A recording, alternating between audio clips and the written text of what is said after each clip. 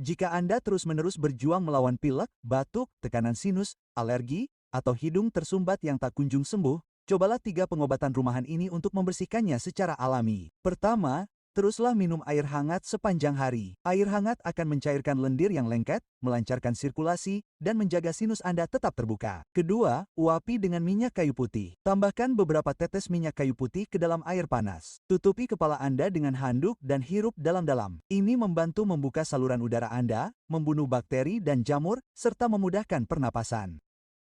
Ketiga, cobalah madu api. Begini cara membuatnya. Tambahkan 1 sendok teh madu mentah, setengah sendok teh jahe parut, sejumput kunyit, sejumput lada hitam, dan sejumput kayu manis. Minum 1 sendok teh 2 kali sehari, pagi dan sore. Campuran yang ampuh ini mencairkan lendir, mengurangi peradangan, dan membersihkan alergen. Simpan video ini agar Anda tidak pernah melupakan pengobatan alami ini.